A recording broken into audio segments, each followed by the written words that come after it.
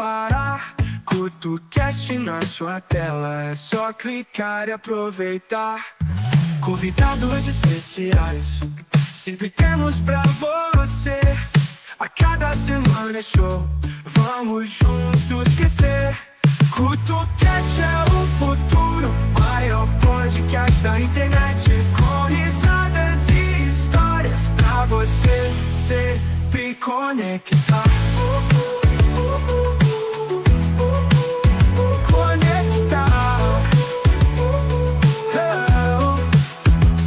CutuCast é o futuro, maior podcast da internet, com risadas e histórias pra você sempre conectar.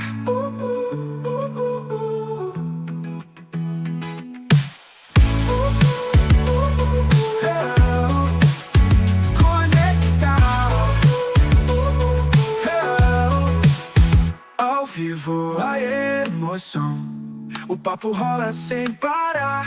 CutuCast na sua tela, é só clicar e aproveitar. Convidados especiais, sempre temos pra você.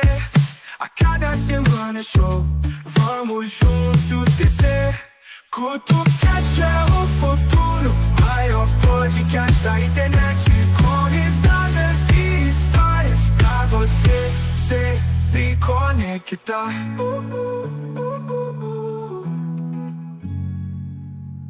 CutuCast vem aí, o podcast que é demais, sempre ao vivo pra você, conversas boas e reais. No YouTube é sucesso, todo mundo quer ouvir os melhores bate-papos, aqui você vai curtir. CutuCast é o futuro, maior podcast da internet, com risadas e histórias pra você sempre conectar.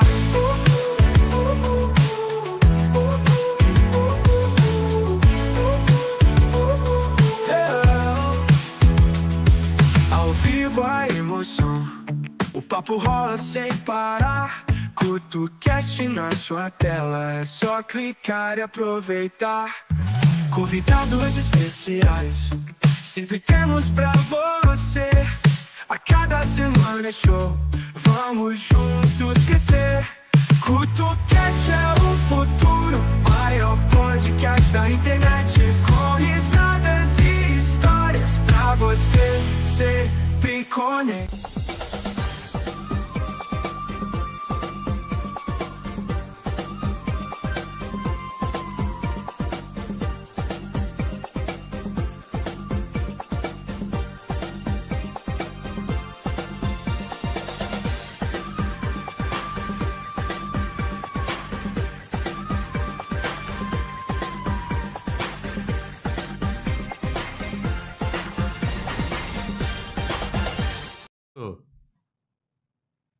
E aí, legal, o bom é a comunicação tá exata aqui, né?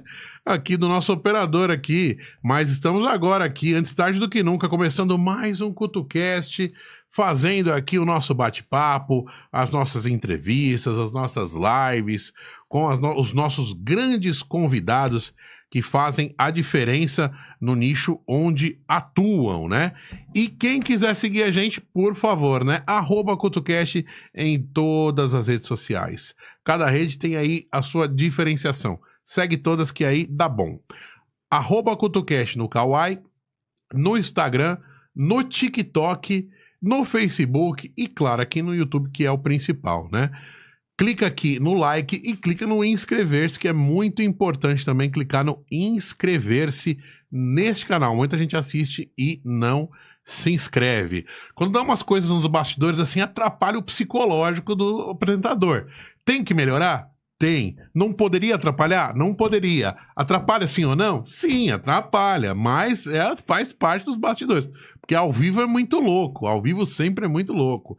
Mas agora, o convidado aqui nosso é um convidado que vai nos trazer paz, que vai falar muitos detalhes sobre a Igreja Católica, sobre a carreira dele. Grande Padre Tarcísio, muito bem, boa noite. Obrigado. Obrigado, Padre, pela sua presença. Eu sei que sua agenda é corrida. Já faz tempo que toda vez, quando eu vou na missa de domingo, que é o dia que eu mais vou, eu falo, eu vou chamar, mas é tanta gente falando lá no final, muita gente fala, né?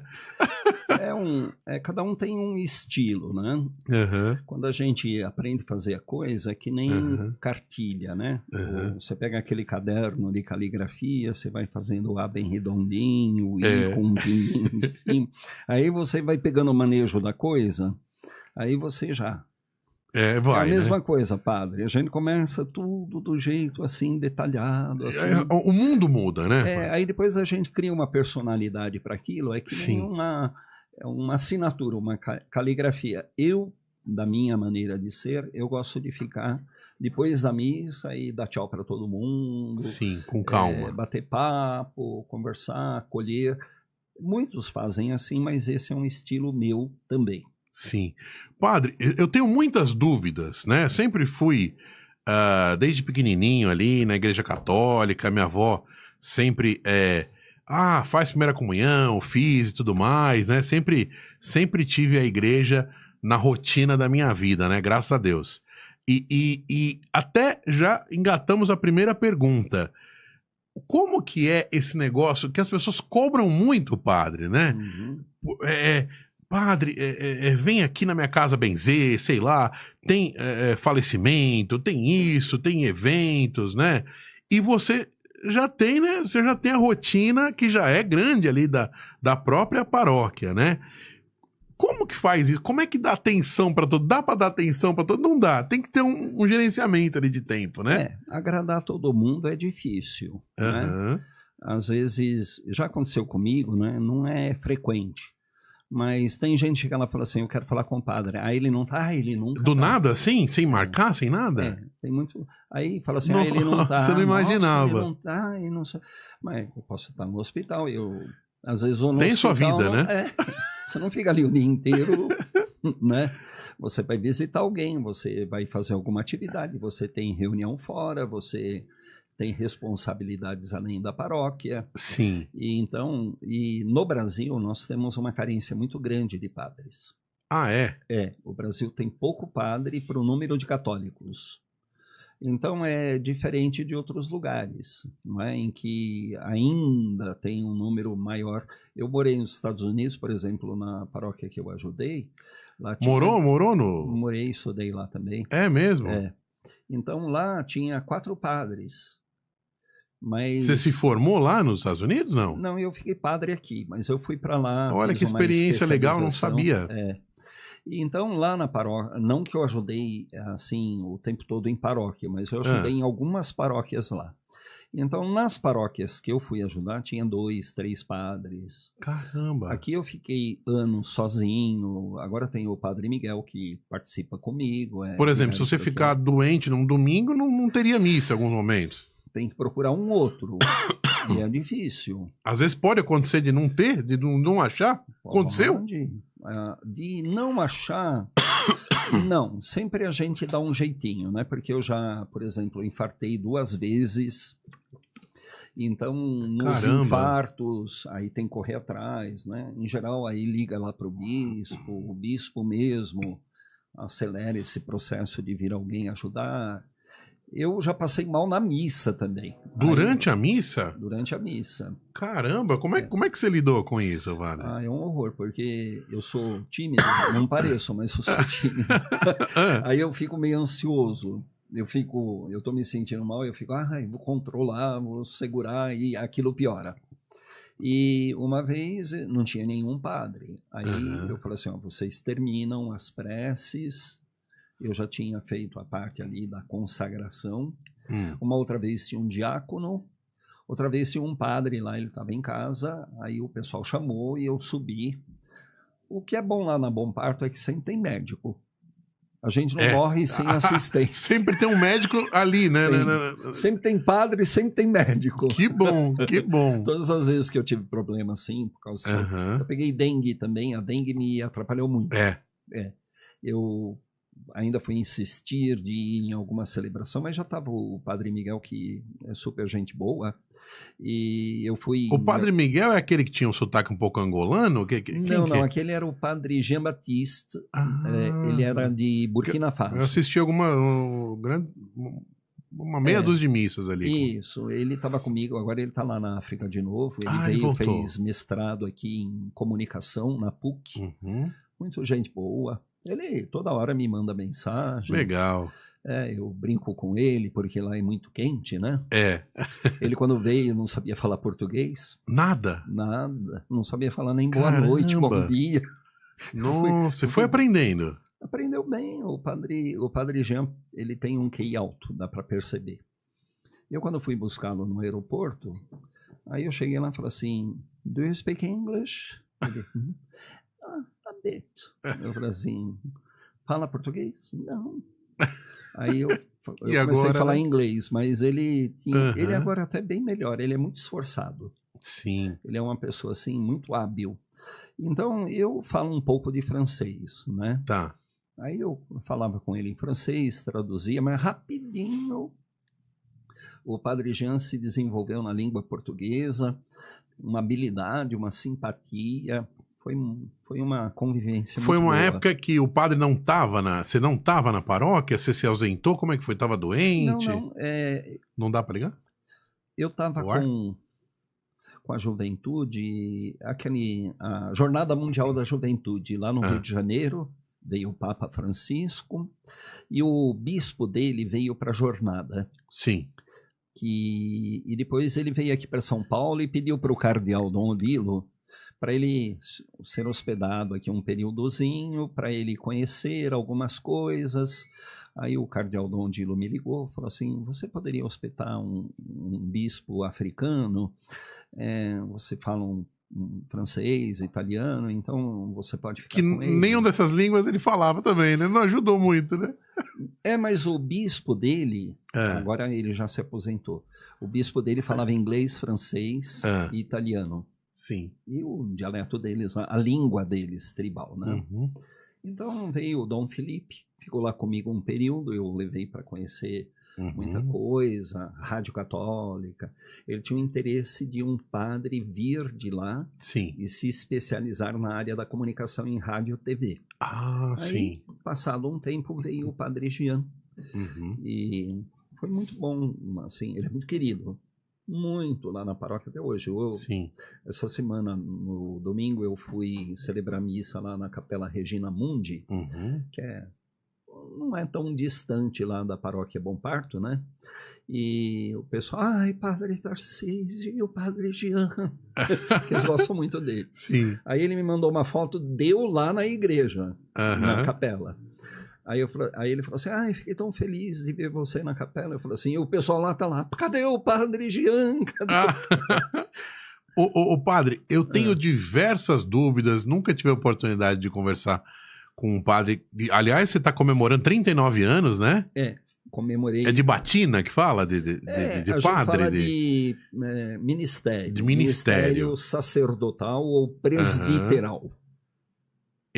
Essa é a comemoração, né? Essa que é Isso. E para começar, eu tenho uma pergunta que acho que é dúvida de muita gente, né? A vida do padre é uma vida de uma entrega muito grande, né? Claro, isso é óbvio. Mas como que é a decisão de você entregar a sua vida ali para a profissão de padre? É uma decisão que daquele dia para frente vai mudar toda a sua vida, né? Como é que é isso? Como é que foi isso na sua cabeça? Foi natural? Foi uma coisa que você sempre quis? Foi acontecendo? Como é que foi isso aí? Eu acho que é que nem um namoro. A gente não pode dizer assim, tô procurando alguém, achei uma pessoa naquele formato, né? Já pensou em ter outras profissões também? Pensei em fazer outras coisas, mas como eu fui para o seminário, eu tinha 16 anos, eu defini que eu iria para o seminário quando eu tinha 15. Então eu já fiquei muito envolvido nesse tipo de coisa, né? Uhum. E não é que de repente você fica padre, você convive no seminário, você convive com os estudos preparatórios para ser padre, você frequenta as igrejas, as comunidades, as paróquias durante o período que você é seminarista, você vai observando os padres, observando o povo. Então aquilo, de alguma forma... Vai te envolvendo, né? Vai envolvendo, não é uma coisa... É um namoro. Tem um namoro, tem um noivado e tem um casamento. É igualzinho em outro modelo de vida, mas tem esse padrãozinho, podemos dizer E não assim. termina só no seminário que fala, né? Não termina ali, o estudo continua sempre, né? De qualquer maneira, o estudo ele é prolongado, né? A gente tem, só de faculdade, são 7 anos básicos. É bastante tempo. Nós fazemos faculdade de filosofia, obtemos a licenciatura plena em filosofia e depois teologia, e filosofia são 3 anos, teologia são 4. Então, nessas 2 faculdades, nós temos 7 anos de estudos em vista de nos ordenarmos padres. Hoje ainda tem um ano propedêutico dentro do seminário, um ano preparatório. A partir de que ano que já pode celebrar uma missa, por exemplo? A partir do momento que você for ordenado padre. Ah, não, antes não? Antes não. Tá. O padre, antes de ser padre, ele é ordenado, né? O ritual do ministério é chamado ordenação. Sim. Na ordenação de diácono, eu, por exemplo, fiquei 1 ano inteiro diácono. Tá. Aí o diácono pode... Diácono antes de ser padre. Isso. Aí a função do diácono é presidir batizados, casamentos... Se quiser uma aguinha aqui, ó, vou até abrir para você. Mas a missa não. A missa é o ministério do padre. Ele pode acompanhar como se fosse um estágio, né? Mas não pode celebrar. Não, ele não pode presidir. Presidir. Né? Ele celebra, todo mundo celebra. No passado, o pessoal dizia assim, o padre vai celebrar a missa. Ele celebra, mas todo mundo que está ali celebra a missa junto com ele. Sim. Agora, ele preside a celebração, ele é o presidente da celebração. Sim. E no caso do casamento, o padre preside a cerimônia. E na linguagem técnica nossa, o padre assiste o casamento, porque o padre não faz o casamento. Ah, também não sabia disso. Nem o diácono. Porque o casamento é feito pelas 2 pessoas que se casam. Ah, tá. Então ele assiste, ele é uma testemunha qualificada. Ele assiste, por isso que tem o documento. Ele não posso dizer que o padre sacramenta também o casamento? Não, ele não é o protagonista do matrimônio. O protagonismo do matrimônio é do casal. Sim. Ele é uma testemunha qualificada. E como ele é um ministro ordenado, ele abençoa. E ele preside a celebração, tem os rituais da presidência, a reflexão no momento da cerimônia, a bênção das alianças, que não é o casamento, aquele momento. O casamento são os 2 falando um para o outro: eu te recebo como minha esposa, como meu esposo, e te prometo ser fiel. E o padre acompanha. Por isso que ele é uma testemunha qualificada. Entendi. Entendi. E a fila para casar no Bom Parto está muito grande? Não. 2030? Não, na Bom Parto. Ou os casamentos formais, o senhor acha que diminuiu? Muita gente hoje vai em buffet, né? O pessoal vai em buffet, vê o casamento assim como um evento mais... Às vezes os 2 não são católicos, tem às vezes são. Esses conflitos, né? Mas o católico brasileiro tem um pouco aquela mentalidade assim, não existe pecado do lado de baixo do Equador. Então, muito católico se casa em cerimônias que não são sacramentais. Entendeu? Até tem toda... E a Igreja Católica não recomenda isso, né? Ela não gosta, né? Porque nós somos uma organização, né? As pessoas que frequentam uma organização, uma instituição, então, de alguma maneira, é dentro da instituição que aquilo ocorre, né? Por exemplo, um casamento. Ele não pode se realizar de portas fechadas, porque ele é um evento público. Esse é um dos problemas. Eu não sabia desse ponto também, não. Esse é um dos problemas de fazer o que não é permitido aqui em São Paulo, aqui na região, aqui que compreende várias dioceses próximas, casamento em chácara e em buffet. Porque são lugares fechados. A festa, sim. A cerimônia que não, né? A cerimônia não, porque ela tem que ser realizada com as portas abertas. As pessoas são livres para entrar. Então, não pode ter essa exclusividade nessa cerimônia, entendeu? Não pode pegar e fechar a porta da igreja, vou fazer o seu casamento. Entendi. Tem que estar viabilizado o acesso. Aliás, já essa questão de portas abertas e fechadas, pode ser uma percepção minha, né?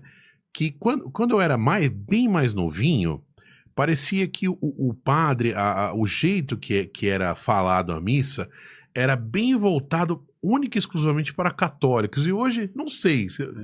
Parece que, não sei se vocês têm atualizações, se as coisas mudam, se as ideias se vêm do Vaticano, mas hoje eu vejo que o discurso ele é mais amplo, abraçando todas as pessoas que sentem no coração a vontade de adentrar uma igreja e assistir uma... Hoje mudou isso ou os padres foram mudando mesmo? Eu acho que tem uma série de fatores. Para abrir para qualquer pessoa, não fala só para o católico, né? Eu, por exemplo, vejo assim que os padres da época em que eu era bem mais jovem, eles têm aquela ideia assim que ser padre é uma pessoa ser rígida, exigente. Muito exigente. Eu sentia isso antes mesmo. Uma coisa assim, muito burocrática. Um cobrador de regras, uma pessoa... Silêncio. Um general, né? Essa criança tá fazendo barulho, entendeu? Tinha um pouco essa... Era até um tipo de formação que os padres recebiam como natural. Nós já fomos formados de uma outra maneira. Não sei se a palavra formar é muito adequada, porque é pôr na forma, né? Mas nós recebemos um tipo de educação assim mais dialogal, mais de acolhida. É uma exigência também do próprio laicato. Quando nós temos muitos temas discutidos em reuniões amplas da igreja, a temática da acolhida é sempre presente. Porém, isso não significa que todos sejamos assim. Existe também alguns movimentos atuais que querem uma igreja antes do Concílio Vaticano II. Se você vai em alguns lugares, você vai ver padre muito jovem, com roupas muito tradicionais, inventando coisas muito tradicionais de épocas que ele próprio, quando não viveu. Não viveu, tá. Então eles querem a missa em latim, querem uma rigidez. Se você observar isso, não é só na igreja, não, é na política. Não é? Jovens extremamente conservadores. Mas existe um padrão de ser realizada a missa? Por exemplo, o que pode mudar, o que não pode? Porque quem acho que quem organiza isso é Roma, né? A liturgia da Igreja Católica. A organização da missa. Sim, mas é como eu disse para você, né? Você obedece às rubricas, às exigências do momento litúrgico, mas tem a sua voz, o seu pensamento, a sua figura, né? Aquilo nós estamos no pós-concílio Vaticano II, que ainda vem sendo aplicado, aquela ideia de uma igreja uniforme. Mais acolhedora, talvez. Não sei se é essa palavra. Mas antigamente era tudo muito uniforme. O padre tinha uma batina, os sim. botões, o padre tinha que abrir a mão de um determinado modo. Eu já vi padre reclamando do cachorro, da criança, Então, essas coisinhas. Uma maneira muito, extremamente voltada a rubricas, a um estilo muito fechado. Tem padre que não aceita... Tinha determinadas frases em latim mesmo antigamente, né? Hoje não tem mais. Antigamente era toda em latim a missa, né? Não, mas depois algumas coisas, eu lembro que lá, que eu era do Itaim Paulista, lá bem de bairro, né? O pessoal eles colocavam uma coisinha ou outra. Mas é o pessoal que gosta, assim. Tá. Aquela coisa, tem uma saudade de um tempo que não viveu. Acontece, Você entendeu? O pessoal quer vestir a roupa da avó. Vamos dizer. Agora, é claro, tem uma beleza também Uhum. na língua da igreja. A língua oficial da igreja, para os documentos, para os pronunciamentos, tem a ver com o latim, Sim. né? Mas não é a usança natural da igreja no local. Tem que ser autóctone, ou seja, falar a língua que o povo fala naquele lugar. Uhum. Então, a liturgia, os textos, as palavras, elas são adequadas na tradução, mesmo que seja uma tradução próxima do texto original litúrgico, à língua local. Por exemplo, a escolha do trecho que vai ser lido na missa, isso vem de fora? Já é dado em toda a igreja católica no mundo. Já existe? No mundo. No mundo. Então, se eu for um domingo em outra, vai ser o mesmo trecho? Vai ser a mesma leitura bíblica. Que legal. Nunca pensei nisso. Não só, a oração também. Tá. Nós temos assim, logo no início da missa, tem uma oração, é chamada oração da coleta. Não é coleta de dinheiro, é a coleta das intenções. Tá. O padre fala, oremos. E ele, na verdade, ele deveria dar uma pausa e todos se concentram. E ali se coleta as intenções dos presentes. É o final da primeira parte da missa, que é a acolhida. E ali, aquela oração também é a mesma em todas as línguas, traduzida para a língua local. Sim. A oração do ofertório, a oração depois da comunhão. Aí nós temos no livro opções para outros tipos de oração da missa. Aí existe uma seleção própria dentro do livro. Tem opções, tá. Mas aquelas opções que você tem em todas as línguas. Se você for na China, são as mesmas opções. Caramba! E eu cheguei a visitar algumas igrejas, uma igreja, na verdade, católica nos Estados Unidos, e é a mesma coisa daqui, né? Cada uma com a sua peculiaridade, né? Sim. Eu fui no de Salvador também, aquela do Pelourinho, tem muita coisa de ouro, né? Sim. É muito legal. Pelo menos eu acho legal essa versatilidade que eles têm de cada igreja ter a sua personalidade, né? Isso agora, é legal, né? Mesmo quando você não entende a língua, se você é uma pessoa ligada à igreja, você vai saber onde você está na missa. Entendeu? Eu já fui, por exemplo, em Oslo, na Noruega. Eu não falei para ninguém que eu era padre, mas eu estava lá andando em Oslo, eu fui na missa, eu não entendo norueguês. Mas o padre celebrando em norueguês, eu sei em que parte que ele está da missa. Dá para perceber. Por causa que a missa, ela tem o mesmo formato em todas as línguas. Sim. Entendeu? Isso dá um senso de pertencimento muito grande. Né? Você se sente em algum lugar que você dele faz parte, daquele grupo, mesmo que a língua não seja a mesma. Sim. Por isso que o nome é católica. Igreja católica. Sim. Porque católico significa para todo mundo, universal. Eu nunca busquei o significado, interessante. Significa assim, é para todo mundo, é para a humanidade inteira.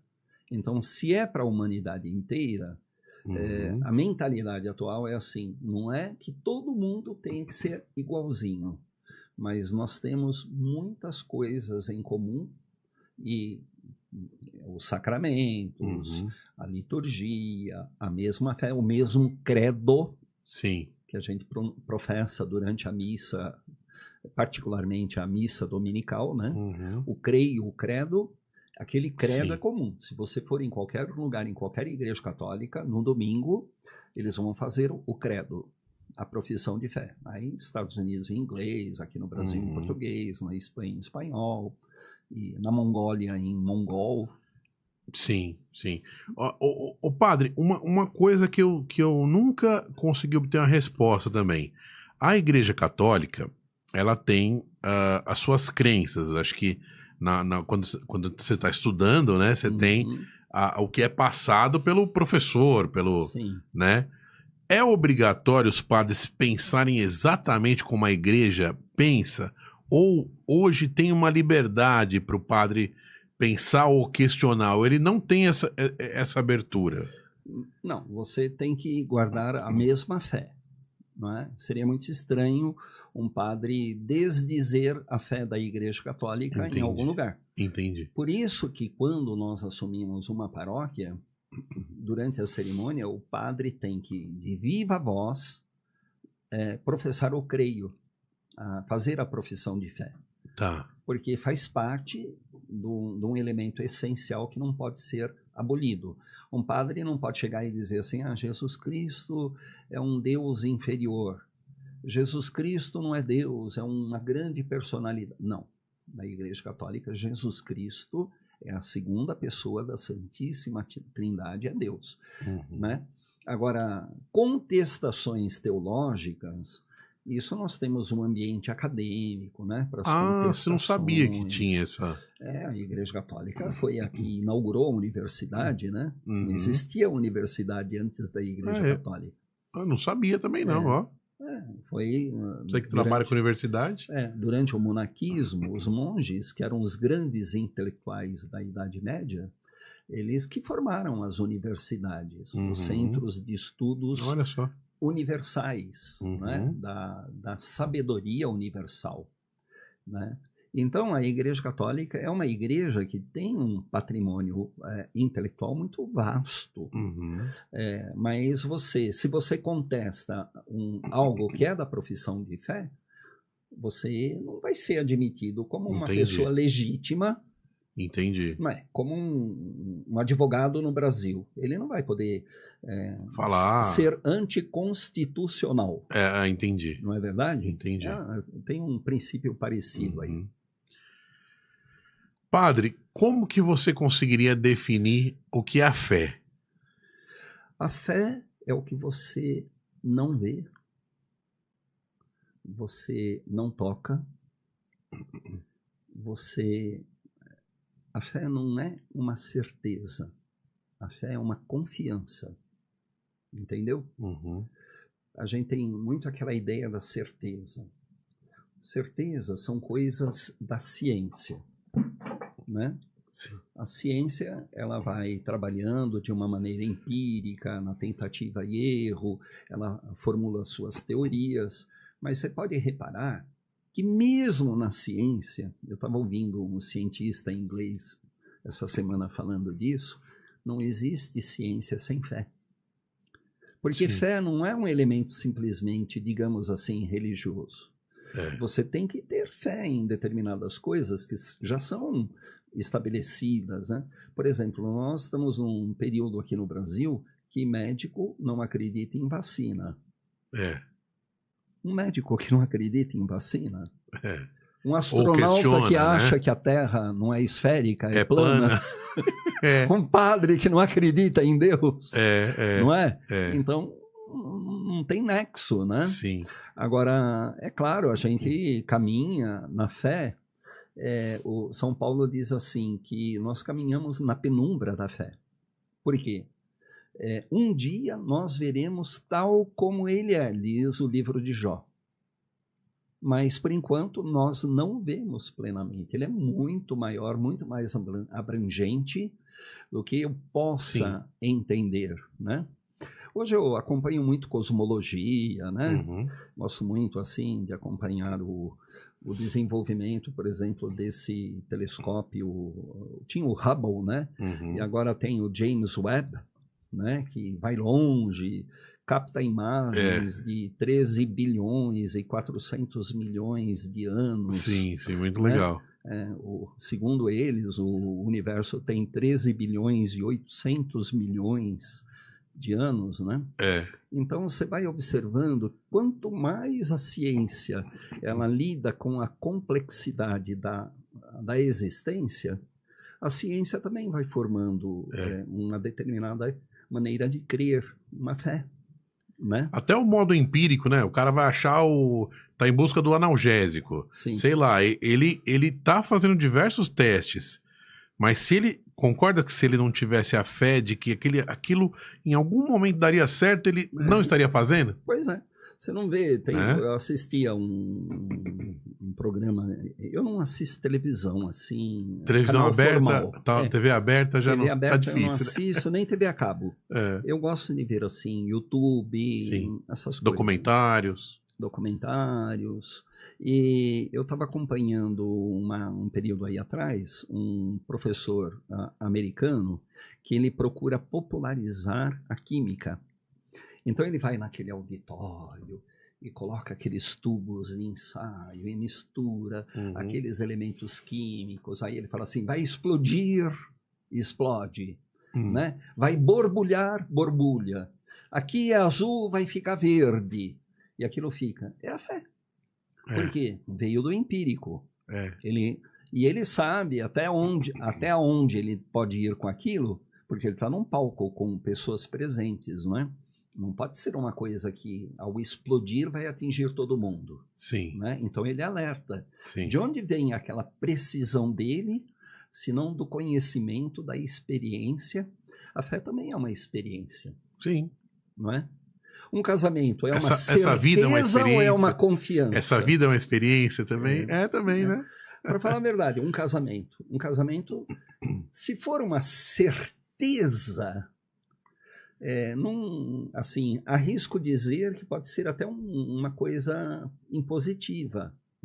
O casamento não é uma certeza, é uma confiança. Não é? Na hora que todo mundo fica querendo olhar o celular um do outro, você estava? Por que você não foi? Por que você olhou para ele? Por que... Não, aliás, é um caminho bem ruim para um casal, né? Não é? Ficar essa competição, Então, o que é? Uma pessoa tranquila, ela tem fé. Ela fala assim, não, eu confio em você. Não é? Sim. O casamento é uma promessa de certeza ou de confiança? De confiança, de fé. O padre, ainda tem... Como é que funciona essa primeira comunhão? Ainda tem as turmas? Como é que é isso? Que eu fiz quando era pequeno e eu não entendia a importância até começar a estudar. Porque acho que eu fiz muito novinho também, a gente não tem aquele discernimento, né? Hoje... E para mim foi um negócio assim que marcou muito a minha vida, sabe? Um divisor de águas. Principalmente afetivo. porque eu lembro da minha avó que fez tanta questão que eu fizesse. Teve formatura, foi um negócio bem legal. Aqueles livrinhos que elas davam, né? Pra gente. As cartilhas de catequese, aprender a rezar. Sabe? Aqui na paróquia do Bom Parto, nós temos até um grupo numeroso de crianças se preparando para a primeira comunhão. São 240. Caramba! No meu acho que tinha 30 pessoas, é muito. Cada grupo tem o grupo menor, porque pedagogicamente um grupo menor é melhor para você trabalhar. E nós não queremos que a catequese tenha um sentido, como se diz assim, bancário. A pessoa fica sentada, ouvinte. Tem que ser participativa, né? Olha só. Vivencial. Então, eu, por exemplo, quando estudei, fiz a minha formação catequética, era muito decorar, né? Decorar o creio, o Pai Nosso, os 10 mandamentos, os mandamentos da igreja, o ato de fé, o ato de contrição grande, o ato de contrição pequeno, os 10 mandamentos. Salve Rainha, eu lembro. Salve Rainha e tudo mais. Hoje é mais assim, vamos nos aprofundar para conhecer o que nós chamamos de querigma, que é a essência do cristianismo. Jesus é Deus encarnado, ele nasceu e viveu como nós, e vivendo do jeito que nós somos, entre nós, ele nos salvou. É um Deus que se tornou tão pequeno quanto o ser humano, e aí o que acontece neste, digamos, fenômeno, essa realização particular? Deus se humaniza e a humanidade se diviniza. Então, esse querigma, essa essência da fé, é importante transmitir para as crianças, né? Sim, a família já deve ser a família católica, porque a fé não pode ser imposta, né? Mas a fé é uma vivência. Então, uma família católica, ela vai viver a fé e transmite a fé para os seus filhos.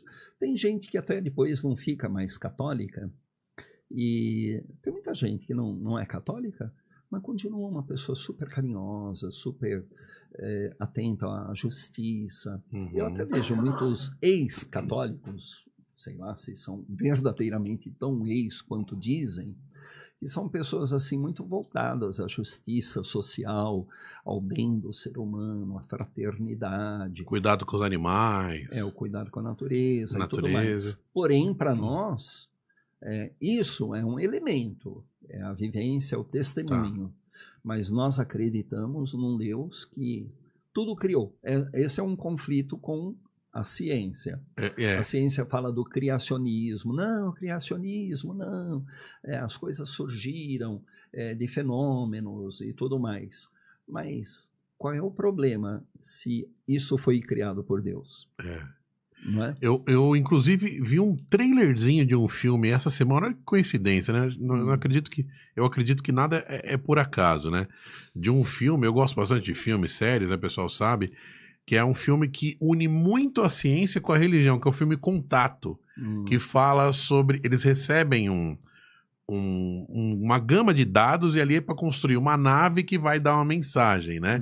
E ali tem muita... Tem não é bispo. Bom, ele é alguma coisa do religioso, né? Eles falam de uma forma mais neutra o cargo dele, né?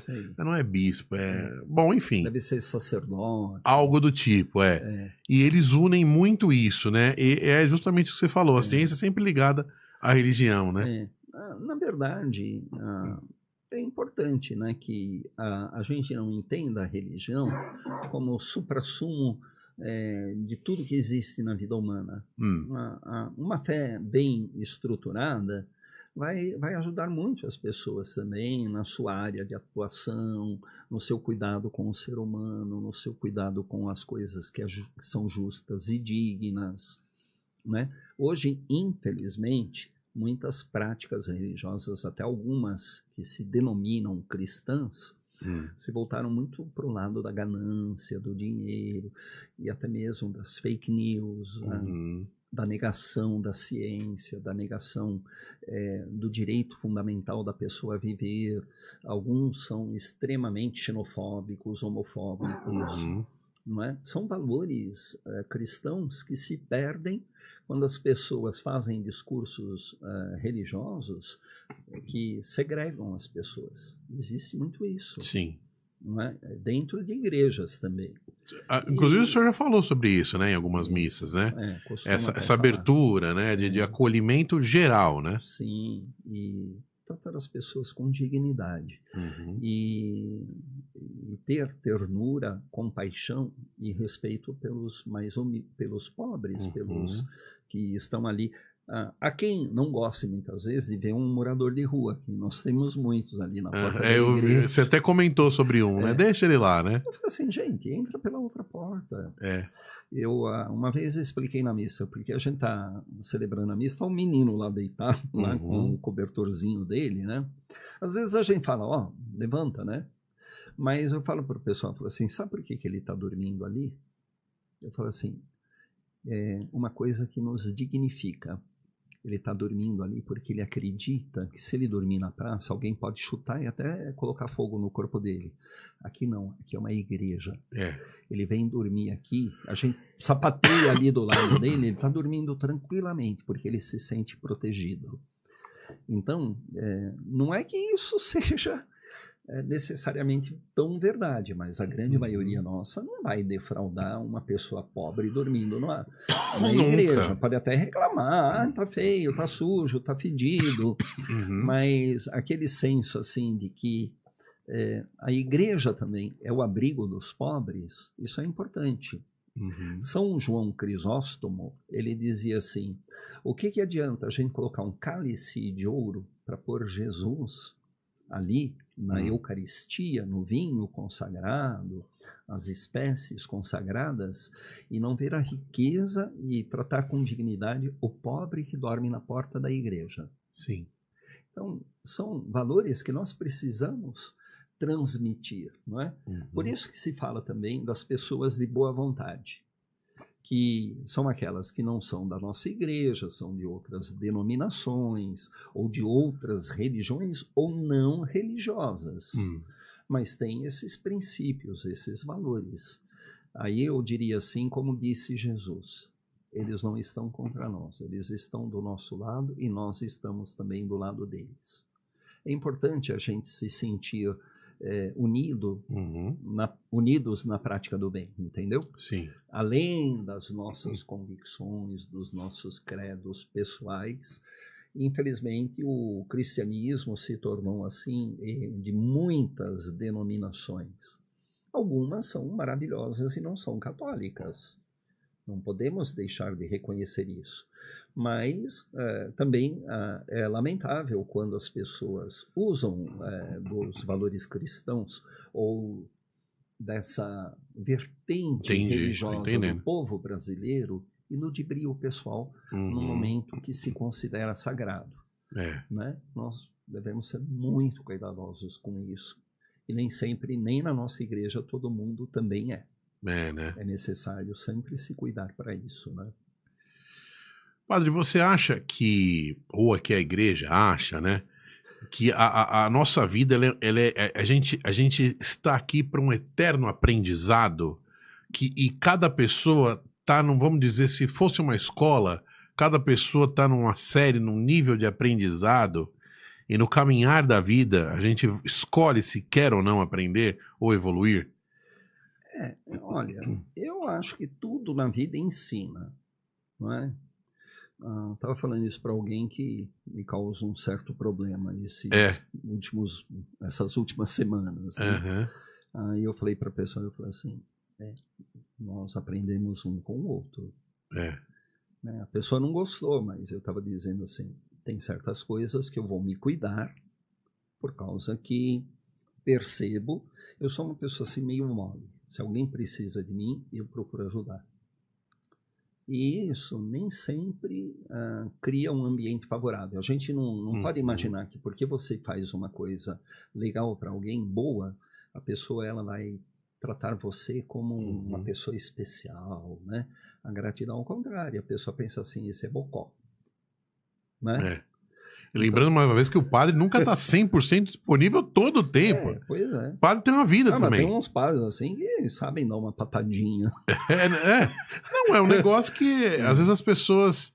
eu não estou bem, eu preciso que o padre me atenda agora. É muito doido isso, é muita né? mentira. Esses dias aí, por exemplo, eu estava Senão não teriam os horários das missas, né? Não teria organização. Você tem que ser meio espertinho para lidar com o ser humano, sabe? Né? Eu estava numa missa aí, entrou um rapaz e dava para ver, assim, ele sentou no banco da frente.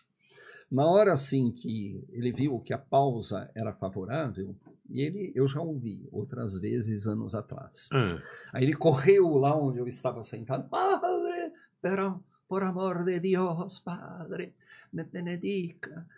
me bendiga, Padre, por amor de Deus, eu sou pobre, e me abraçou, todo mundo olhando. No meio da celebração?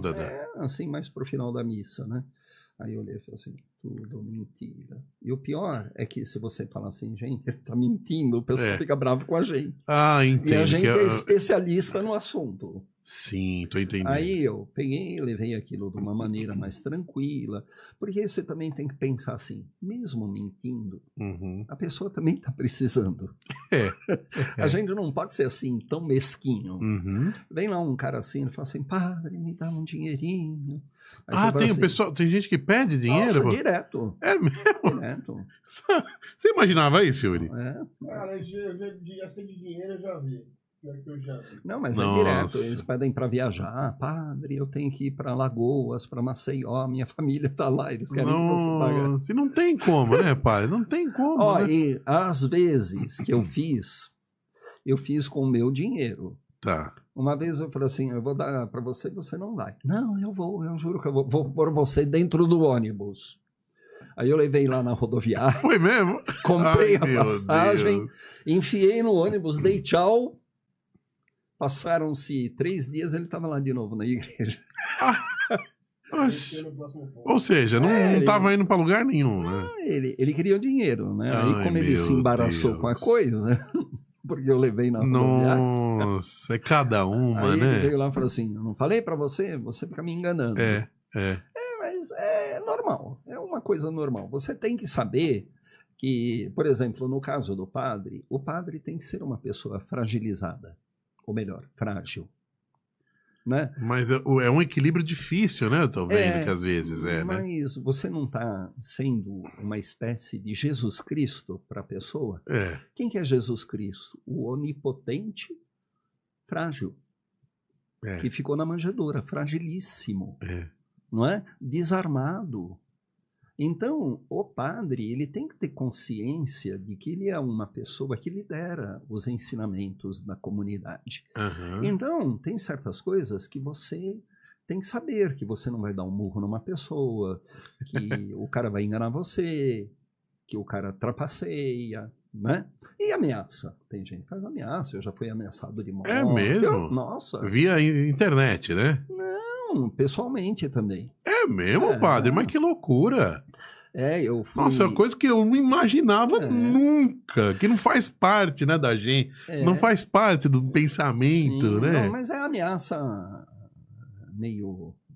é simulação. O cara chega mas e a fala pessoa assim, meio tantando a cabeça, não é? É malandro mesmo. É mesmo? Caramba! Eu estava uma vez num seminário, eu fui vice-diretor do seminário, o pessoal falou assim, padre, tem um homem aí querendo falar com o senhor. Aí o menino pegou, colocou o homem numa sala, eu entrei e ele, pá, fechou a porta, eu já não gostei. Porque não se fecha gente com pessoas estranhas.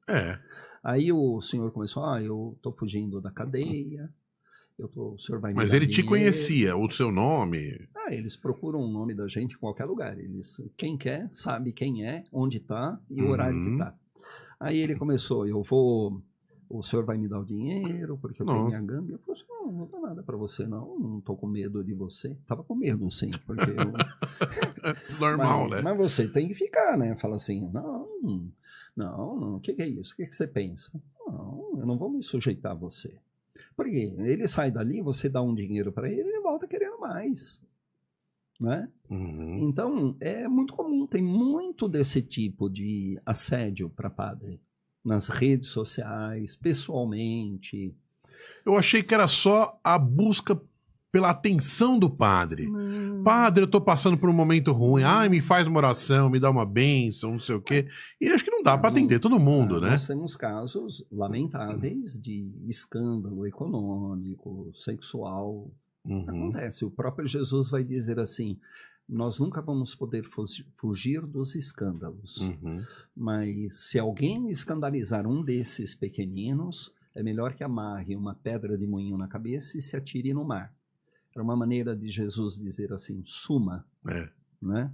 Agora, tem pessoas que às vezes querem envolver a gente em escândalo. Sim. Entendeu? Tentativa de extorsão. Caramba! O senhor me molestou. Por isso que... Nunca nem viu, às vezes, né? Nunca nem viu, ou aparece de vez em quando.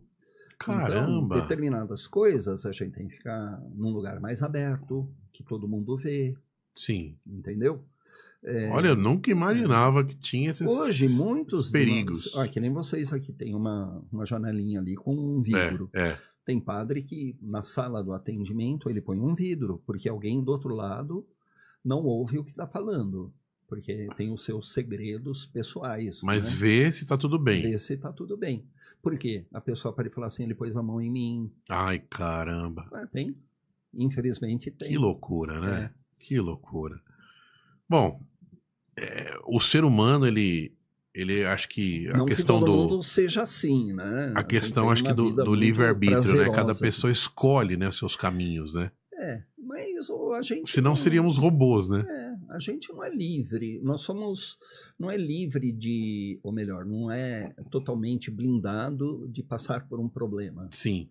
Ou de ser incoerente. Isso também é um problema sobre a imagem do padre. O pessoal muitas vezes acha que o padre tem que ser um Superman. Né? É verdade. Ele não dorme, ele tem que acordar a qualquer hora, né? Porque o padre... No domingo, o senhor celebra as 3 missas? São 3, né? Antes do padre Miguel chegar, eu celebrava as 4 missas. São 4? Fazia 4? os batizados, tem 3 de manhã e 1 à noite. Caramba. E ainda falo na rádio, toda... Ah, é? Como que é o programa na rádio? A rádio Qual católica. rádio? Qual é? A M? 9 que é? de julho. Eu falo na 9 de julho, ao vivo, às 7 horas da manhã. Quando eu estava sozinho, eu falava meia hora na rádio e já ia para missa. Aí eu Caramba. fazia as 3 missas, o batizado, e aí tem a celebração da noite, né? É um pouco corrido. Mas você se acostuma, não é uma coisa assim tão desprazerosa. Não é, porque é uma coisa que você vai lidar com o ser humano, você vai rezar com a comunidade. As pessoas tratam a gente assim, eu dei exemplos exóticos, mas em geral as pessoas são extremamente carinhosas com a Ainda gente. mais lá na paróquia. Cada paróquia tem uma personalidade, né? Vamos A falar. nossa tem, cada uma tem. Você sabe que, Cada uma tem. se eu tiver errado, o padre me corrija. Eu sinto que tem algumas paróquias que elas têm, tem uma rotatividade das pessoas maior. E umas que são, assim, mais com aquela carinha de bairro. A do Bom Parto é totalmente bairro, né? Você vê meio que as mesmas pessoas, ou tem uma rotatividade muito grande, você acha? Não, eu acho que ali a gente consegue manter aquele clima de que nós formamos um grupo de pessoas que se conhecem e se gostam, o que é próprio numa comunidade. A comunidade não é formada de pessoas alienígenas umas às outras, né? Agora, é claro, vem pessoas que chegam ali pela primeira vez ou de passagem, mas a intenção é que elas sejam incluídas, que elas participem. Vez ou outra vem alguém, essa semana mesma, eu celebrando de manhã, a senhora falou assim: padre, depois de amanhã eu vou voltar para Recife com a minha filha. Você vê a pessoa lá meses, mas na verdade ela veio fazer algum tratamento, algum acompanhamento médico, aí vai embora. Aqui no nosso bairro tem muito a parte hotel. Tem muita gente que vem para conferências e vai embora, passa lá na igreja, né? Até pessoas que não são de língua portuguesa, é menor. Para conhecer tudo, né? Chega, você vai conversar, do Canadá, dos Estados Unidos, das Filipinas, tem muito isso. Até acho que o número de católicos nos Estados Unidos acho que é até maior que no Brasil, ou é quase igual, né? Porque o Brasil é predominantemente católico, né? O Brasil teve muita gente que se direcionou a outras igrejas cristãs. Nos últimos 30 anos, vamos dizer. Né? Isso, tem previsões, é meio difícil também. Mas que nos Estados Unidos os números são até maiores, né, do que o Brasil, né? Mas tem assim, depende do lugar, né?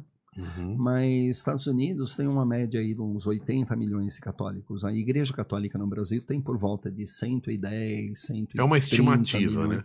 né? Tem o censo, mas eu não acompanhei no último censo o número preciso. Mas predominantemente o Brasil é católico, né? O país que tem mais católicos no mundo, que se declaram católicos, né? Se os católicos todos fossem na missa do domingo...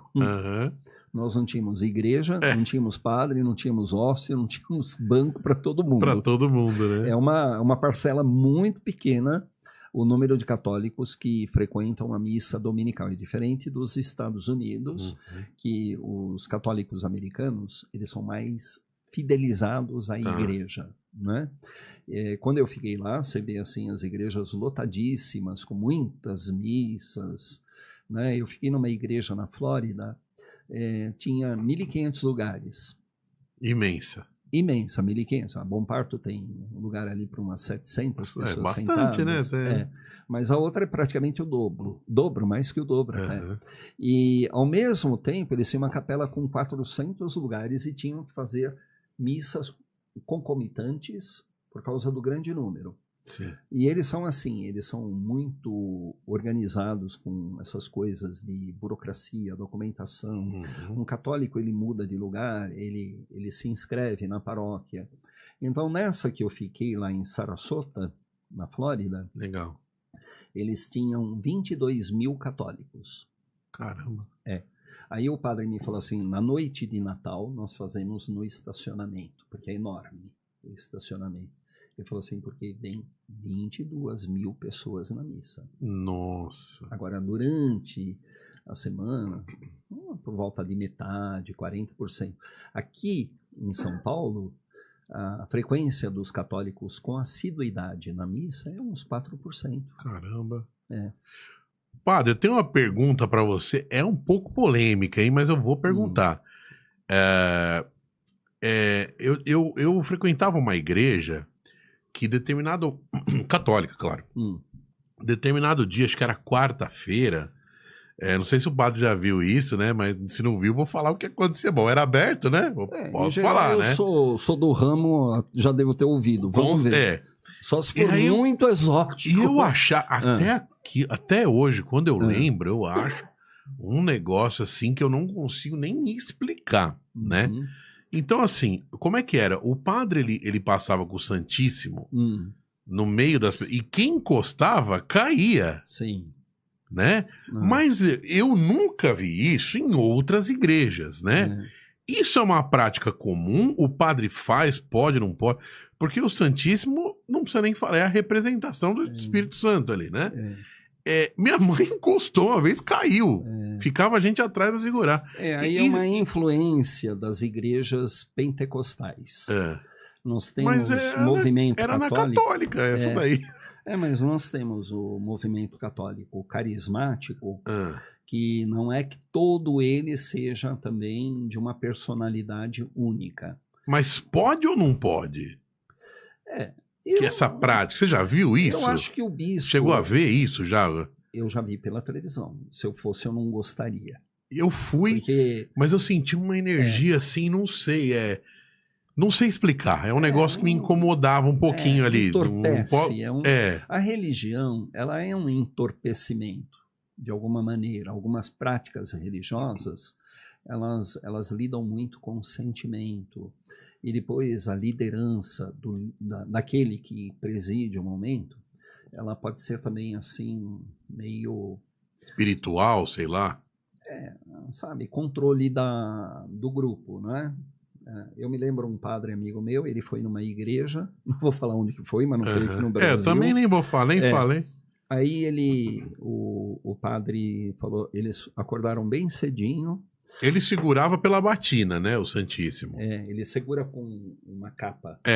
Chama... Mas quem encosta, cai ali, não, já viu isso, Yuri? A pessoa cai, assim, ó, tum, assim, ó, tum, cai. Mas a pessoa cai porque ela... Não é que ela cai fingindo. Não, ela cai de... Minha mãe foi. Minha mãe encostou, caiu também. É que ela tem uma tendência a isso, né? A psicologia explica melhor do que o padre. Ela falou, não, eu não vou cair. Caiu. Caiu porque ela foi influenciável, né? Ela tem aquele predomínio da inibição cortical, como dizem os psicólogos. Mas por exemplo, o Papa, ele autoriza, desautoriza algumas coisas. Isso é liberado para fazer? O padre escolhe? Em geral, depende um pouco do bispo local. Agora, o bispo... Se ele falar que vai fazer, ele vai e pronto. Basicamente é isso. Em geral, os bispos querem que os padres sejam mais ortodoxos. Isso não é muito ortodoxo. E depois, é como você disse, o Santíssimo Sacramento não é amuleto. Isso é uma prática assim, meio como que se aquilo fosse um amuleto, um signo sinal. Mas a igreja que eu fui é católica, certeza. Mas são práticas que mesclam movimentos neopentecostais com catolicismo, né? Agora, o bispo vai chegar, ele vai... reprimir todo mundo, ele vai dizer que não, ele vai preferir... Mas existe um bispo que frequenta as igrejas para ver como é que está o andamento? Né? Em todo lugar tem um bispo. O bispo que é incabido de fazer isso? Ele tem a incumbência de verificar, tanto é que a palavra episcopo... Se a igreja está funcionando como deve funcionar. Porque o padre na igreja, ele está ali em nome do bispo. Né? Por isso que antigamente chamava o padre titular de vigário. Por que era vigário? Porque vigário significa em lugar de. Então ele está no lugar do bispo. O bispo não pode estar ali, está ele. Então ele está representando uma autoridade maior. Então ele tem uma responsabilidade de obedecer uma autoridade maior. Não é? Assim, só te cortando. De repente, deu uma louca no padre, o padre falou, ó, o seguinte, eu quero que cubra toda a igreja de preto, sei lá. Não pode. Qualquer outra loucura, assim. Aí quem ajuda vai falar, se o padre tá falando, vamos fazer. Mas tem coisas que não cabem a fazer, né? Em geral, ele, para fazer mudanças arquitetônicas na igreja, nós temos um departamento de arquitetura. Ah, tá. Deveria ser Não, eu digo qualquer outra coisa que seja muito fora. Não pode, né? Não pode, né? Ele não pode transformar a igreja num salãozinho de rock, né? Tá. Hoje tem muita igreja pintada de preto, aproveitando a sua... Mas não por dentro, né? Por dentro e por fora, mas não católica. Ah, tá. Né? Eu fui em Londres, na Igreja Católica Romana de Londres. Curiosamente, ela é uma igreja assim, que tem os traços de uma igreja pantocrática, aquelas gravuras, aquele Cristo, assim, parece até meio ortodoxo. E as paredes laterais são escuras. Até eu pensei assim, parece escuro por causa de vela? Não. É um estilo, mas ela não é toda escura. Ah, tá. É um recurso arquitetônico, né? Mas um padre, ele não pode assim, eu vou querer pôr uma prancha de surf, como tem uma igreja que faz assim, né? Até faleceu o fundador agora esses dias, no lugar do altar. Não pode. Porque tem a maneira como o altar deve ser na igreja católica. Como é que ele deve ser posto? Né? O padre não pode decidir isso. Entendi. Ele tem que ter, como nós aqui fizemos uma reforma na Igreja Bom Parto, nós chamamos um artista renomado que fez o projeto. Ficou muito bonita, né? Ele é a última igreja que ele fez, o Cláudio Pastro. E, na verdade, ele tirou muito daquela estrutura muito colorida que tinha, muito santo, muita repetição de santo na igreja. Tem normas na igreja católica. Por exemplo, você não pode ter 2 cruzes dentro da igreja. Entendeu? Entendi, não sabia não. Se tem uma cruz, não pode ter 2. Tem igreja que tem 2, mas não pode. Ah, tá. Você não pode repetir o símbolo no altar. Se não tem cruz...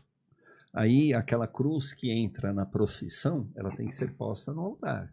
Se já tem cruz no altar, a cruz que entra na procissão, ela tem que ser guardada fora do espaço celebrativo. Tem regras para isso. Sim. Entendeu?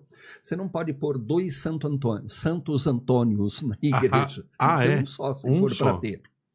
Você não pode ter 2 Nossas Senhoras. Na nossa até tem 2. Tem a Nossa Senhora do Bom Parto e a Nossa Senhora Aparecida. Mas aí tem alguma justificativa técnica que Nossa Senhora é considerada pelos católicos padroeira do Brasil. Do Brasil, né? Mas você não pode pôr assim, Nossa Senhora de Fátima, Nossa Senhora Aparecida, Nossa Senhora do Perpétuo Socorro, tudo dentro do mesmo espaço celebrativo. Porque tudo é Nossa Senhora, entendeu? Sim, sim. Então tem regras para isso. E o padre, ele estuda para entender essas regras. No próprio livro que ele lê as orações, tem as instruções sobre a liturgia, sobre os procedimentos. Agora, padre, mesmo sendo a mesma igreja, o mesmo espaço físico, vamos dizer, a gente pega no domingo, são quatro missas, 4 né? missas. O sentimento do padre é o mesmo? Por exemplo, o número de pessoas muda... Ou tem algum tipo de... O padre tem, no caso você, um sentimento, uma sensibilidade diferente? Fala, nossa, eu tô sentindo uma missa mais leve, ou uma missa com pessoas mais assim, ou assada, ou são todas iguais em relação à sensibilidade, assim, do estar... Porque um momento de estar, de uma reunião para fazer o bem, para que as pessoas possam refletir sobre a Bíblia, sobre Deus, sobre a sua semana, sobre tudo. O sentimento do padre é sempre o mesmo? Mesmo estando vazio, cheio, é sempre o mesmo? Não, eu acho que nem é o mesmo por causa da mesma missa, né? Às vezes está melhor, às vezes você não está muito animado. Tem isso, né? É que nem assim, você fala assim... Mas quando começa, meio que passa tudo, como é que é o sentimento? Às vezes é surpreendente. Às vezes você fala assim, ai meu Deus, tem que ir na missa. Você já fez uma, já fez 2, né? Aí você vai e fala assim, ai meu Deus, vou encurtar, né? Não vou falar muito, eu sou muito prolixo. Era maior, né? Hoje é menor a missa, né? Depende um pouco da fala do padre. Entre 50 minutos e 1 hora, né? Demora 1 hora e 10, às vezes demora mais, porque tem outras coisas que acontecem. Aí você fala assim, aí você chega ali, o próprio pessoal enche você de ânimo, entendeu? É uma coisa meio, é uma cumplicidade. Sim. Né? Você se sente também envolvido pela, nós dizemos assim, assembleia, pelos que participam, né? Agora você vai numa missa de manhã, por exemplo, lá tem missa às 7h30 da manhã. Dificilmente você vai ver uma criança às 7h30 da manhã no domingo. É verdade. Aí é o pessoal mais velho, né? Sim. Até uma vez lá, foi até um tanto cômico, o padre Jean-Baptiste, nós no primeiro sábado e primeiro domingo, em todas as missas... Gostava de andar, é bem elétrico, né? Gostava de ficar andando. Ele também teve como padrão o meu estilo, né? Ele conviveu comigo quando chegou no Brasil. Aí a gente pergunta se tem alguma mãe gestante, né? A mãe parturiente. Aí ele falou assim, bom, hoje é o domingo da bênção das mães gestantes, né? Tem alguma mãe gestante aqui na igreja? Primeiro que a missa das 7h30 não é uma missa muito cheia. E, em geral, as senhoras que vão na missa, a mais novinha tem uns 70 anos. Tô brincando. É o pessoal mais velho, claro. O pessoal mais velho. Aí você vai perguntar se tem uma gestante. Aí vira até uma piada, né? Deus. A gente brincando com ele, falou assim, Jean, não tinha... A mais novinha devia ter uns 70. Você está perguntando se tem mãe gestante. Mas cada missa tem, por exemplo, a missa das 9 lá, vem muita criança, por causa da catequese. Tá. Aí vem os pais, a gente incentiva os pais a virem. Ela ganha um perfil diferente. Sim. Não é? Você tem que falar, levando em consideração que tem criança. Não é? Você não pode ficar falando, né, cogito ergo sum, né, do Descartes. Né? Você tem que falar coisas que as crianças entendam, né? Envolver as crianças e tudo mais. E eu vejo que as crianças, assim, expressam atenção, eles estão ali. Estão. Nossa, na maioria eu vejo assim. Eu, cada vez que eu fico mais velho, portanto sempre, né? Estamos sempre mais velhos. Sempre ficando mais velho, cada vez mais eu fico mais admirado e afetuoso para com as crianças. As crianças são uma gracinha. A gente fica assim, é que nem falar assim, ai, não cresce. Porque, nossa, é uma graça. É interessante como as crianças ali da nossa comunidade têm um senso do que é justo, do que é digno. Sim. Sabe? Criança é muito verdadeira, né? Às vezes eu pergunto para as crianças, você gosta de virar nisso? Não! A mãe que obriga, né? É minha mãe, né? Mas vai criando um hábito, né? Mas elas às vezes não gostam de ir na missa, mas elas encontram com a gente. Ai, pai! Não gostam, mas você vê com 5, depois vê com 15, depois vê com 20, vê casado, né? Não, e depois a igreja deve ser também um lugar que não é só missa. É um lugar da gente bater papo, da gente se abraçar, da gente dar uma bênção, né? As crianças gostam que o padre se dirija a elas, eu chamo ao altar, né? Envolvo as crianças de alguma maneira. Porque missa é uma coisa que tem muita formalidade. E criança gosta de coisas também que extrapolam aqueles esquemas da formalidade, né? Então você tem que ter uma pedagogia para lidar com uma missa em que tem criança. A missa não precisa ser das crianças, mas tem que ser uma missa que você sabe que tem criança. Nós tivemos um período, ainda há paróquias que fazem assim, é a missa das crianças, então coloca aquelas musiquinhas que tem muito tralalá, bububu, o orelhinha. As crianças hoje, às vezes, nem gostam mais disso, né? Então a gente tem que tomar um certo cuidado. É verdade, mudou, né? Não parecer muito cafona também, né? Porque igreja, em geral, a gente gosta de cafonice em igreja, né? Que é um negócio, uma coisa que vem sido feita há muitos anos, né? Depois a igreja, ela, bem ou mal, ela também ela é um espaço um tanto democrático. Porque você tem idosos, tem jovens. Aí vem os idosos, tem aquele estilo do idoso, né? O idoso... Mais quietinho. Depois, o padre, ele tem que dar atenção para todo mundo. É. Mas para a vovozinha, o vovozinho, né? Dar uma atenção, tomar um certo cuidado, que certas coisas eles foram formados no modelo. Mas é curioso, às vezes os idosos são muito mais mente aberta do que algumas pessoas jovens. Olha só. Olha só. Curioso. Olha só. É admirável. Como eu acho que o próprio fato de lidarem com o crescimento da família, o surgimento dos netos, tudo. Você vai conversar com algumas pessoas idosas, elas têm um senso de compaixão e misericórdia com os jovens da família delas. Então, aquilo que parece assim, num esquema muito tradicional, até uma imoralidade, elas encaram de uma maneira mais flexível. Sim. Entendeu? Sim. É interessante, a gente aprende também com os idosos a lição de compreender as diferenças do ser humano e admirar o ser humano como pessoa. Então, elas são avós. Por exemplo, tem uma avó, o neto é gay. Ela gosta do neto gay dela. E eu ia perguntar, hoje, o que a igreja pensa sobre essas questões de homossexualidade? O que a igreja pensa sobre isso? Bom, isso sempre existiu na humanidade, né?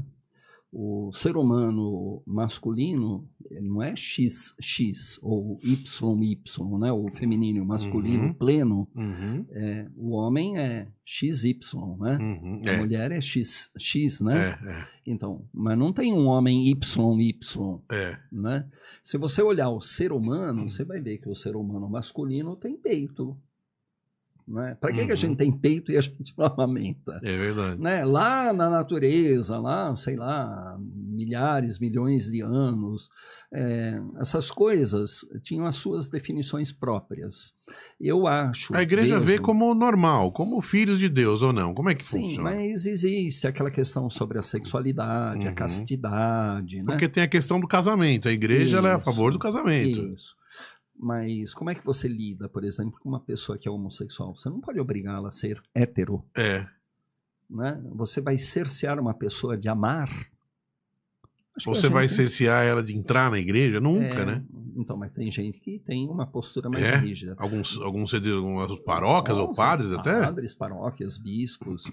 O próprio Papa Francisco permitiu que o padre abençoasse, não casasse, abençoasse um casal gay. Nossa, foi a maior polêmica.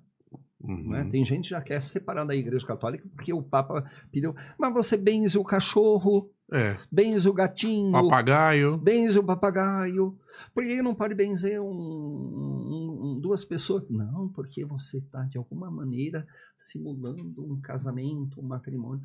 Eu acho que a gente... Até na igreja você tem um discurso bem receptivo a todos, né? Sim, todos somos filhos de Deus, né? Eu não fico fazendo juízo moral sobre as pessoas, porque no nosso espaço, você não é para julgar. Você é para acolher. O próprio Jesus disse, eu não vim para julgar, eu vim para salvar. Então a gente tem que ter essas regras para si. Até uma vez alguém reclamou, não para o bispo atual, anos e anos passados, você tem os oponentes, todo mundo tem. Aí alguém foi reclamar para o bispo que eu dou a comunhão a esmo.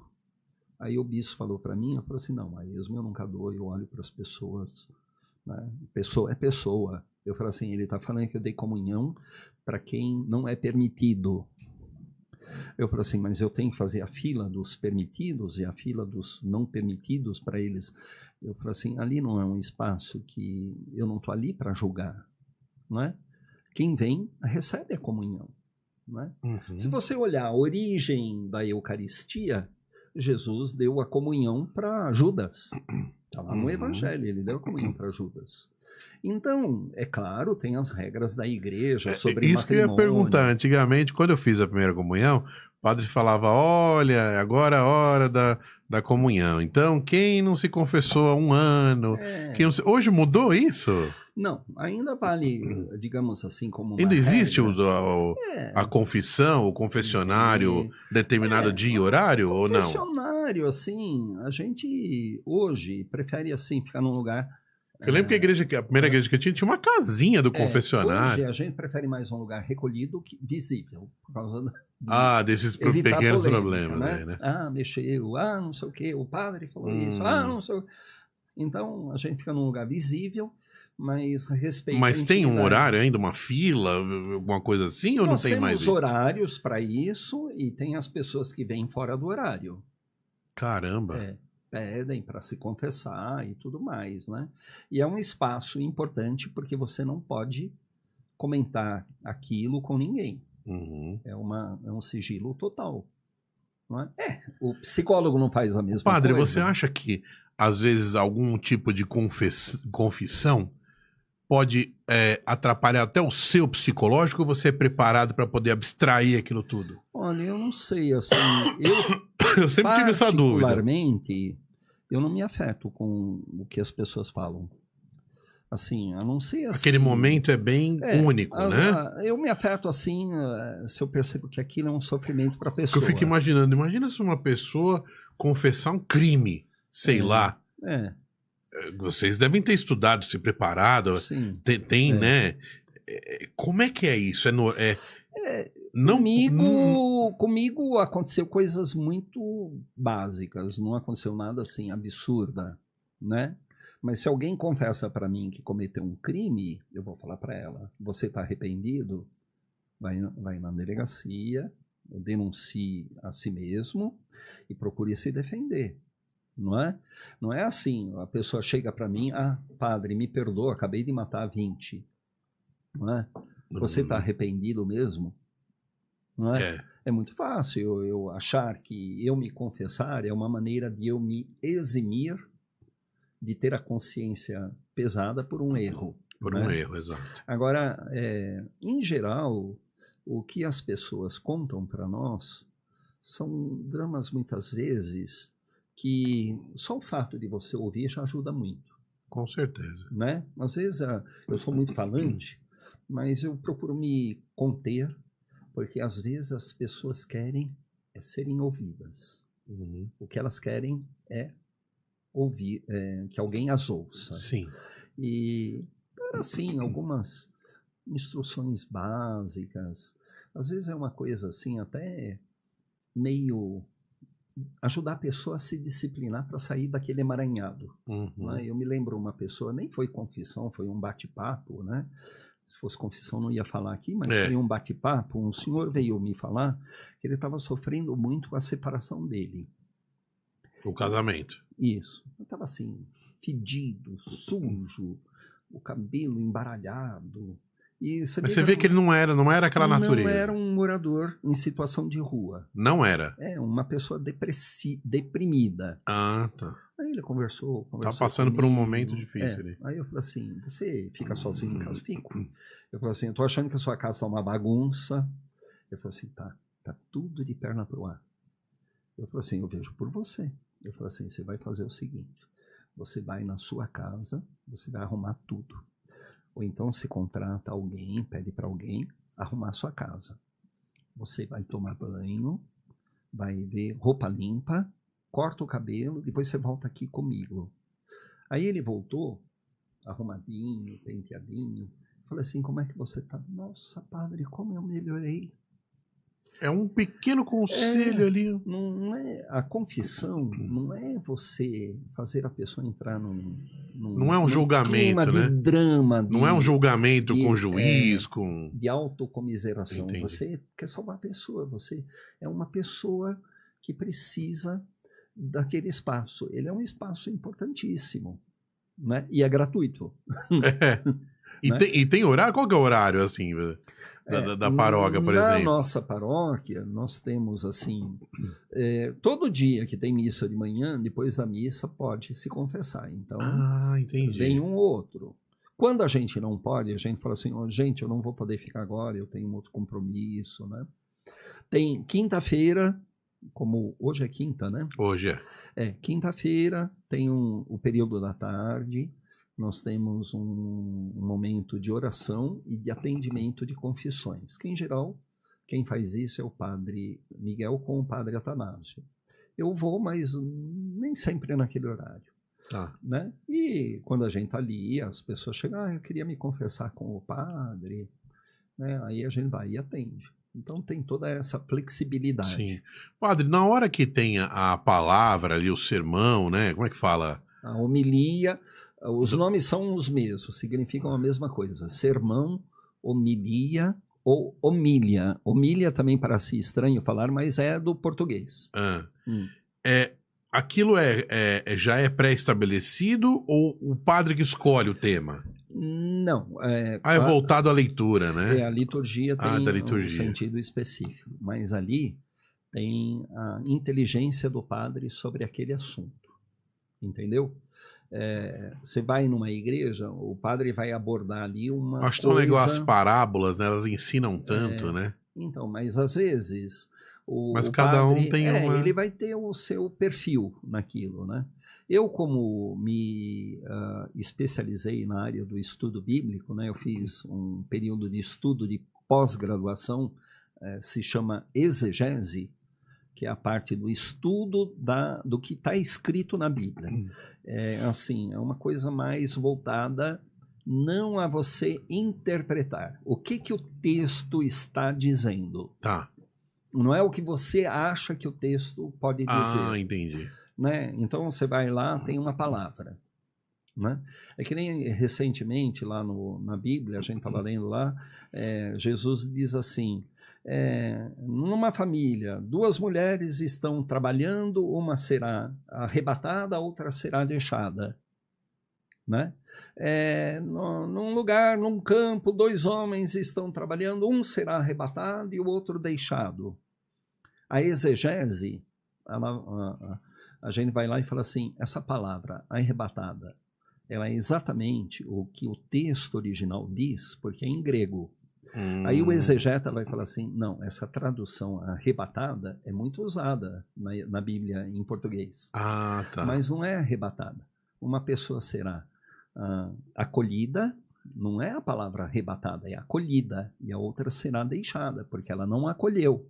Ah, entendi. Que é uma ideia de liberdade, né? Alguém acolhe, mas não é que arrebata, você tira. Eu me lembro até que eu vi em alguns automóveis, uma época atrás, alguém de uma determinada igreja cristã escreveu assim, cuidado, o motorista desse carro pode ser arrebatado a qualquer momento, né? Eu falei assim, meu Deus, não quero estar na marginal do Tietê quando ele for arrebatado dirigindo o carro. O carro vai sozinho. Você já né? imaginou os pilotos serem arrebatados do avião? Não dá, né? Você ficar sozinho ali.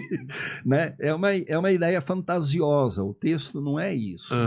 O texto quer dizer assim, uma será acolhida porque ela acolheu a fé. E a outra vai não. ser punida. Ela vai levar a vida dela em liberdade.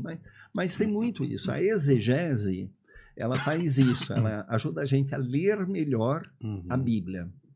Por quê? Por exemplo, na igreja católica... algumas coisas a gente tem algumas dificuldades mesmo, algumas palavrinhas, algumas... Nossa, tem muitas. Várias, né? Agora, por exemplo, nós não podemos dizer o que o texto não diz, porque não é correto. Mas existem pregações que o cara, até de Jesus beijando Judas, ele tira dinheiro na história, né? Tem gente que, de uma pedra... ele faz um palácio de ideias mirabolantes em benefício próprio. Né? Tem muito isso nessas ideias assim de usar a religião para ficar rico, próspero. Não é? Se a prosperidade é o fundamento do cristianismo, por que Jesus nasceu na manjedoura?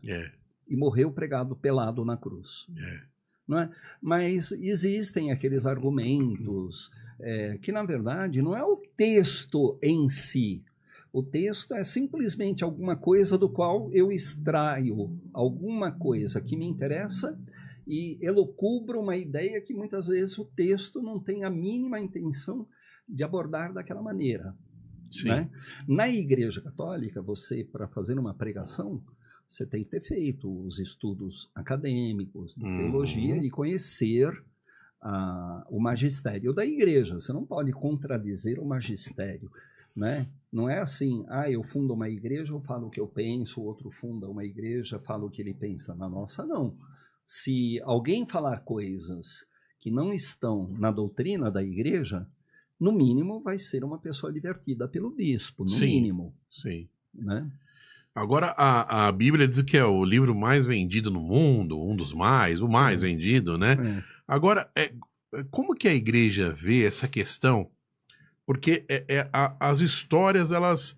A Bíblia, ela foi se modificando ali, né? Ou não? Ou ela é a mesma ainda?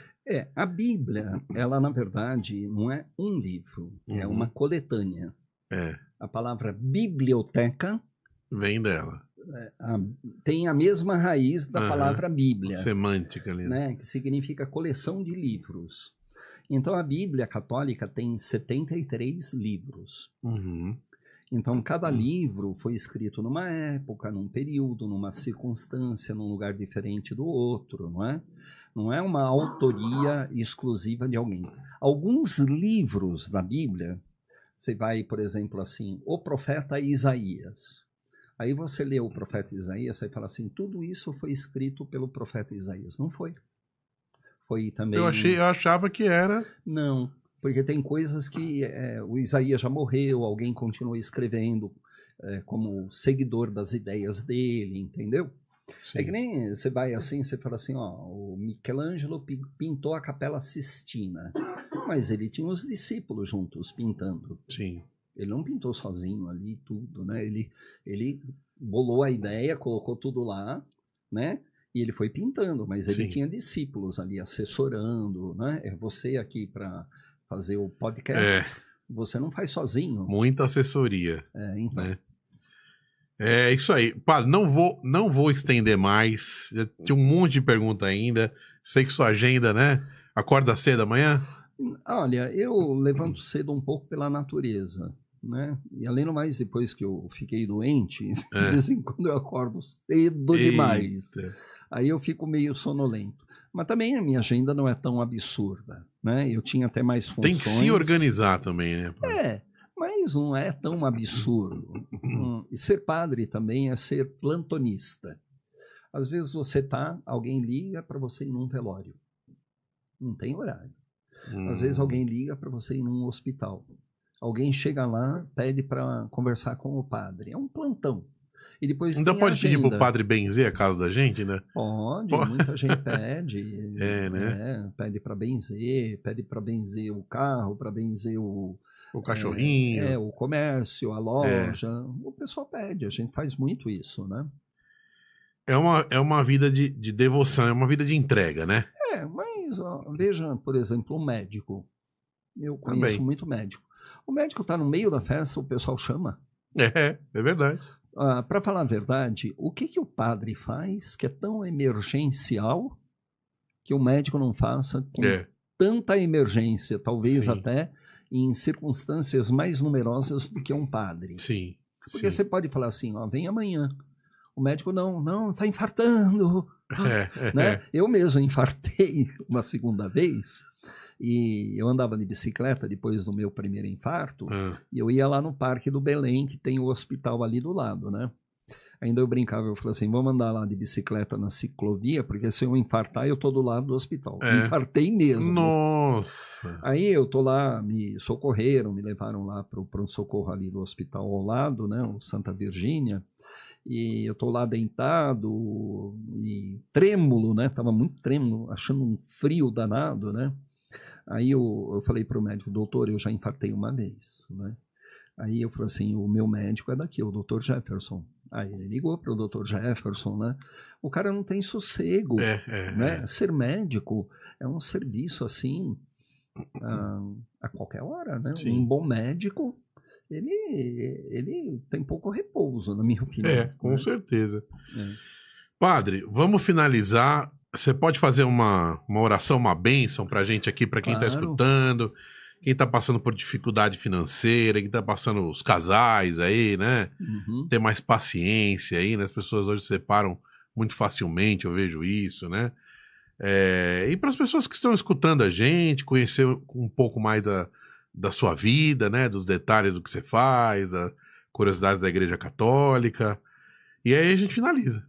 Ok. Então, uma bênção primeiramente católica, né? Um padre católico. Com certeza. Que Deus Todo-Poderoso abençoe a todos, todas que acompanham esse podcast, trabalham na produção deste momento de comunicação. Deus comune a cada pessoa, a cada um de vocês, com toda a graça, com toda a bondade, e conceda a vocês o desenvolvimento da virtude da paciência, fugir das precipitações que às vezes nos colocam em decisões abruptas e absurdas. O Espírito de Deus nos conceda serenidade para a tomada das nossas decisões, aguentar firme com os problemas que temos na vida, nos sentirmos também aprazeirados das coisas simples, um copo d'água, um momento de amizade, um bate-papo gostoso, uma boa companhia. Deus nos conceda perceber que as coisas simples da vida, elas têm muita história de muitas coisas importantes para todos nós. E assim Deus abençoe a todos, em nome do Pai, do Filho e do Espírito Santo. Amém? Amém. E quem não é católico, nos unamos assim e pensemos sempre no bem uns dos outros, não é? Afinal de contas, nós cremos que Deus é amor. E onde há o amor, Deus ali está. E certamente há amor nas igrejas evangélicas, nos templos de Umbanda, nos centros espíritas, nas comunidades hinduístas, budistas, shintoístas, e não tenho dúvidas que os ateus também são cheios do amor.